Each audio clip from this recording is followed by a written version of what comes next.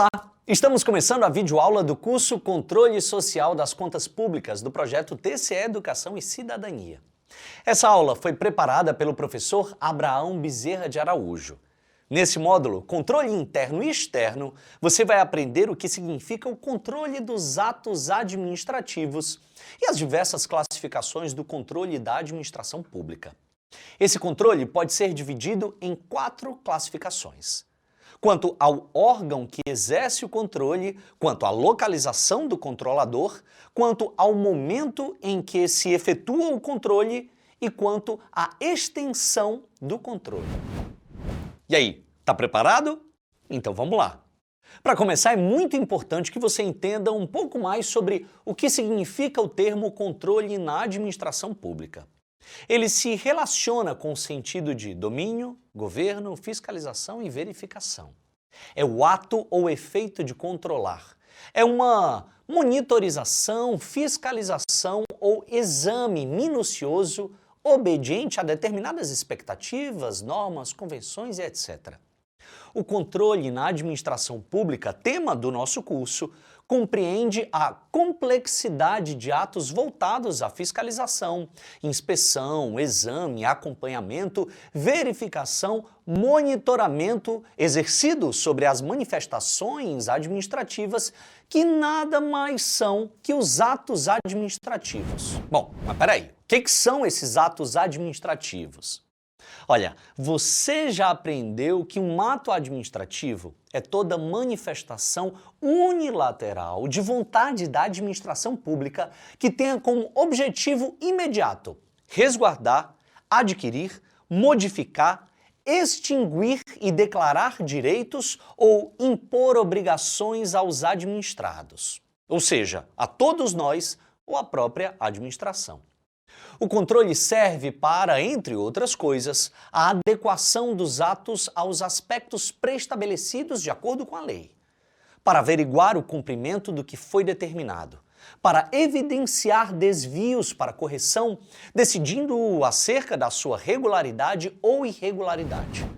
Portanto, controlar é fiscalizar e emitir um juízo de valor, o que é materializado no exercício do poder unoestatal por meio de uma função. Mas o que é exatamente isso que chamamos de poder unoestatal? Olha, nada mais é do que o poder do Estado. Esse poder tem as seguintes características segundo a Constituição Federal. Ele é uno, indivisível e indelegável. Emana do povo. Desdobra-se em funções legislativa, judiciária e executiva. Então, como você já entendeu, o controle se materializa no exercício desse poder e é inerente à função constitucional. Ele pode ser exercido pela própria administração como um controle interno, por outros órgãos como um controle externo ou ainda exercido por qualquer cidadão. Exatamente, por você, por mim ou por qualquer outra pessoa. Nesse caso, ele é chamado de controle social. O controle garante a atuação de acordo com os modelos desejados e anteriormente planejados, seja por lei ou qualquer ato normativo. Ele gera o que chamamos de harmonização sistemática, que você vai aprender nessa aula como fundamento constitucional. A função de controle é imperativa. Bom, o que isso significa? Que ele deverá ser realizado sob pena de responsabilização por omissão do agente infrator. Agora você vai aprofundar um pouco mais. O controle da administração tem diversas classificações. Podemos classificá-lo conforme critérios característicos de cada um dos tipos de controle. Para facilitar a sua compreensão, você vai aprender que o controle pode ser classificado quanto ao órgão que o exerce, à localização do controlador, ao momento em que se efetua o controle e à extensão desse controle. Vamos começar com a primeira classificação. Quanto ao órgão que exerce o controle, essa classificação se divide em administrativo, legislativo, judicial e autônomo, também conhecido como controle técnico. O controle administrativo é exercido pela própria administração pública sobre os seus atos. se fundamenta nos princípios da hierarquia e da autotutela. Agora, o que são esses princípios? Bom, chama-se hierarquia a relação de coordenação e de subordinação dos órgãos do Poder Executivo que marca a autoridade de cada um deles. O princípio da hierarquia é típico do direito administrativo. Ele vigora apenas no âmbito deste ramo jurídico, inexistindo no campo regulado pelo judiciário e pelo legislativo, hein? O princípio da autotutela estabelece que a administração pública tem o poder de controlar os próprios atos, anulando-os quando ilegais ou os revogando quando inconvenientes ou inoportunos. Assim, a administração não precisa recorrer ao Poder Judiciário para corrigir os seus atos, podendo fazê-lo diretamente. Então, baseado nesses dois princípios, o controle administrativo estabelece que a administração pública pode anular os seus próprios atos quando contaminados de vícios, por assim dizer, que os tornem ilegais, porque deles não se originam direitos. Pode também revogá-los por motivo de conveniência e oportunidade, respeitados os direitos adquiridos e apreciação judicial. O controle administrativo pode ser exercido de várias maneiras. De ofício pela autoridade pública competente, ou seja, sem nenhum tipo de requerimento. Também pode ser provocado pelos administrados, que somos nós, os cidadãos, para o reexame do ato praticado. O controle administrativo também pode ser exercido pelo direito de petição constitucionalmente garantido. E, finalmente, por recurso administrativo, que é um recurso ingressado contra uma decisão administrativa. Então, você já aprendeu que o controle administrativo é um dos 4 tipos de controle quanto ao órgão que exerce o controle. Vamos aprender agora o segundo tipo, o controle legislativo. Esse controle ele é exercido pelos mandatários do povo. Não podemos esquecer que no âmbito federal, o poder legislativo é a representação popular no nosso Congresso Nacional. Então, o controle legislativo, como o próprio nome diz, é exercido pelo poder legislativo, diretamente, mediante seus órgãos, comissões técnicas ou de inquérito. No âmbito federal, pela Câmara de Deputados e Senado Federal, pelas Assembleias Legislativas nos estados e pelas câmaras de vereadores nos municípios. Ele também é chamado de controle político. Alcança todos os órgãos e entidades do Poder Executivo, do Poder Judiciário, na prática de suas funções administrativas, além do Ministério Público e do Tribunal de Contas. O controle das contas públicas, tema do nosso curso, é exercido pelo Poder Legislativo, com o apoio dos tribunais de contas, como você vem aprendendo ao longo de todos esses nossos módulos. O terceiro tipo de classificação do controle, segundo o órgão que o executa, é o controle judicial. Ele é exercido exclusivamente pelo Poder Judiciário. Alcança especificamente a legalidade dos atos administrativos praticados no âmbito do Poder Executivo e na administração dos demais órgãos e entidades do nosso Estado. E o último tipo de controle, segundo o órgão que o executa, é o chamado controle autônomo ou técnico. Ele é executado por instituições especializadas que compõem um fenômeno contemporâneo denominado órgãos constitucionais autônomos. Os tribunais de contas são órgãos constitucionais autônomos. A eles cabe a missão democrática de evitar abusos de poder, exercendo o controle das ações da administração pública.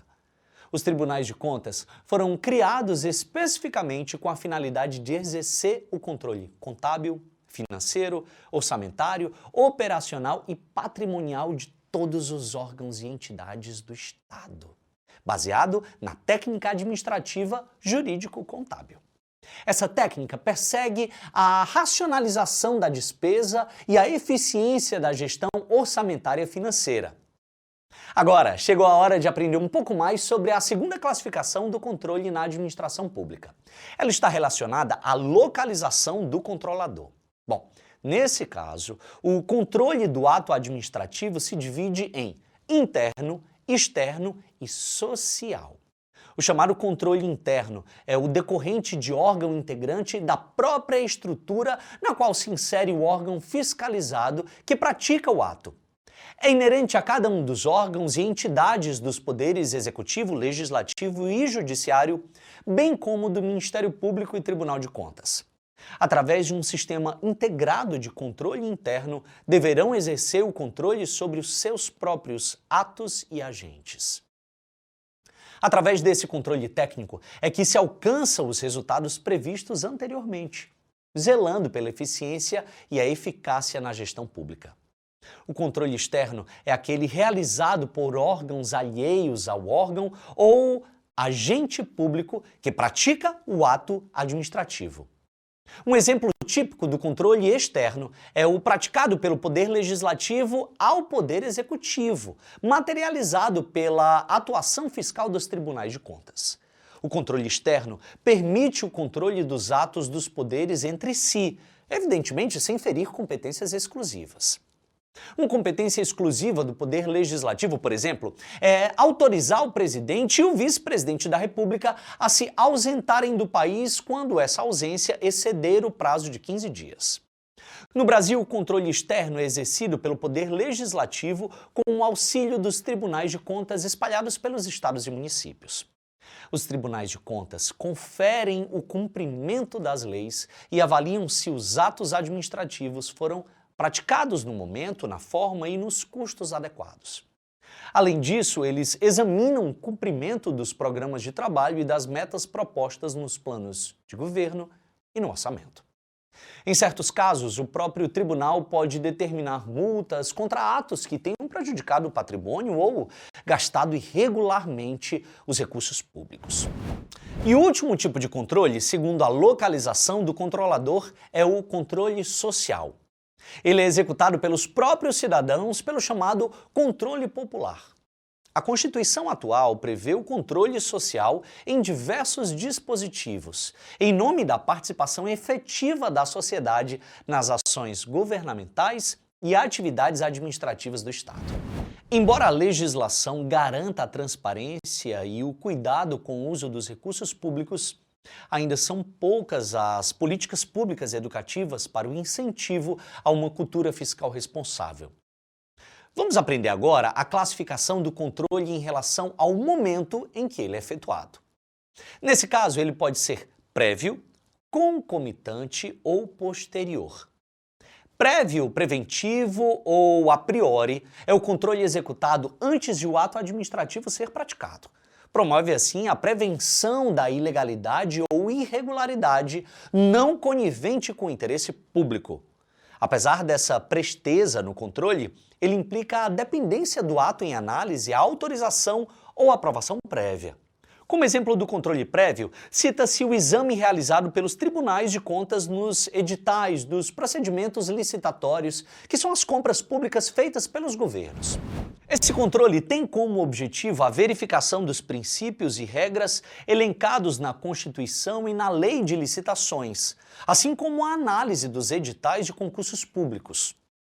O controle concomitante acompanha a atuação administrativa de forma simultânea, verificando e sanando irregularidades do ato administrativo no curso do seu acontecimento, ou seja, no mesmo momento em que ele é praticado. Esse acompanhamento pode ocorrer mediante comissão especialmente criada para esse fim sobre todos os atos inerentes às receitas e às despesas do Estado. Atualmente, esse controle é exercido pela Coordenadoria de Fiscalização e Avaliação da Macrogestão Governamental do Estado, órgão ligado à Diretoria de Controle Externo. Após praticado o ato administrativo, o controle é chamado de posterior ou corretivo. Esse controle tem um propósito de rever o ato para confirmação, se legal e regular. Corrigi-lo no caso de localizado defeito, ou desfazê-lo através da revogação ou declaração de nulidade. O controle é considerado posterior quando realizado pelos tribunais de contas a partir do recebimento, análise e julgamento das contas anualmente prestadas pelos administradores públicos. E a última classificação de controle está relacionada à extensão desse controle.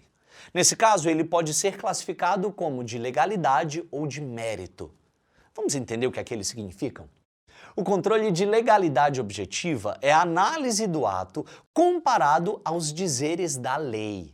Esse controle é exercido pelos três poderes em obediência ao princípio constitucional da legalidade. Esse princípio determina que o administrador público pode executar apenas o que a lei prescreve. Trata-se de um controle básico, formal. No caso das despesas públicas, por exemplo, deverá ser comprovado se o ato praticado encontra guarida na lei de orçamento, ou seja, se há uma dotação financeira definida. O controle de mérito é o dedicado a investigar a atividade administrativa e o resultado alcançado pelo ato praticado de acordo com a conveniência e oportunidade da administração. Ele tem por objetivo verificar a harmonia entre o objeto pretendido e o efeito atingido, buscando garantir a gestão honesta e responsável da coisa pública sob os aspectos da economicidade, eficácia e eficiência do ato.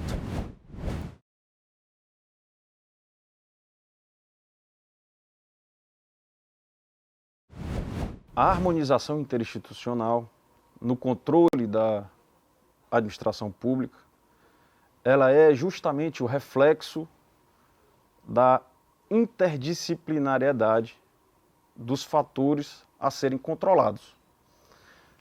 O Estado, enquanto instituição, ele é formado por diversos órgãos e esses órgãos, para uma melhor eficiência do controle, eles devem se comunicar entre si.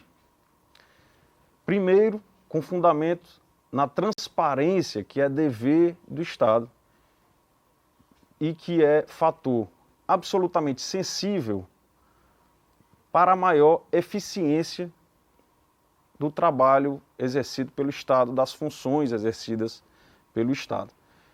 Quando se fala em Estado, é tanto em âmbito municipal, estadual e federal. Me refiro ao Estado enquanto instituição pública.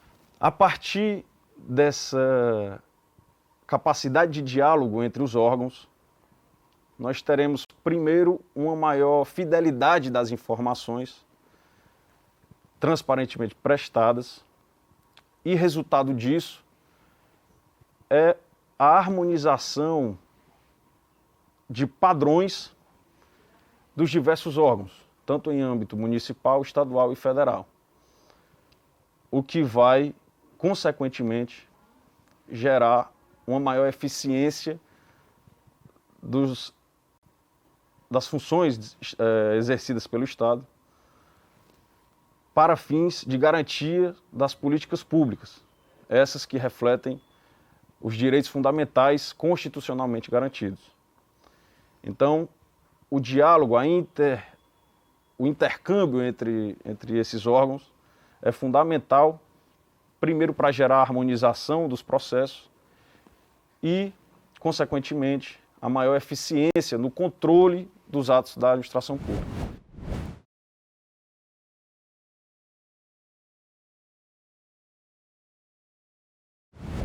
Para a maior eficiência do controle social, inicialmente devemos conceituar o que seria o controle social. O controle social é uma modalidade de controle externo quando, a partir da sociedade, a partir de denúncias, a partir de conscientizações, a partir de demandas levadas pelo cidadão a órgãos públicos, se pode controlar o ato administrativo daquele respectivo órgão, certo?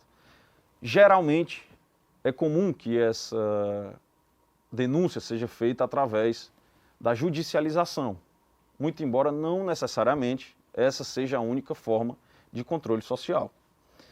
Então, como elementos fundamentais para a maior efetividade do controle social dos atos administrativos praticados pelo Estado, é indispensável que inicialmente haja a educação cidadã, a consciência do cidadão a partir dos seus direitos, sem complicações e sem linguagem puramente jurídica que dificultará a compreensão do cidadão.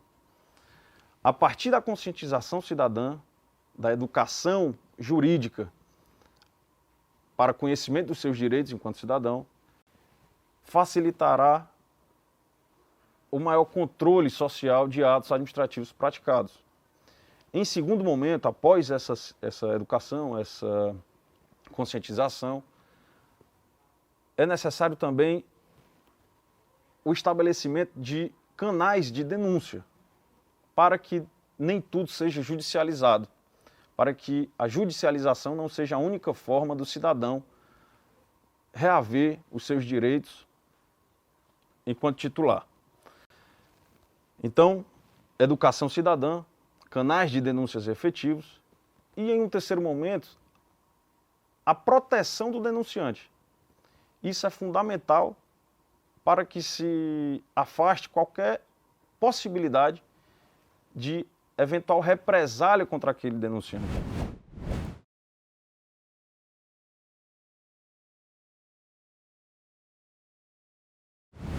O papel do TCE é crucial na garantia do controle efetivo e, sobretudo, técnico dos atos administrativos. A modalidade de controle do TCE é justamente o controle técnico, exercido por profissionais habilitados e aptos para fins de análise de contas e de exercício de políticas públicas praticadas pelo município e pelo Estado do Ceará.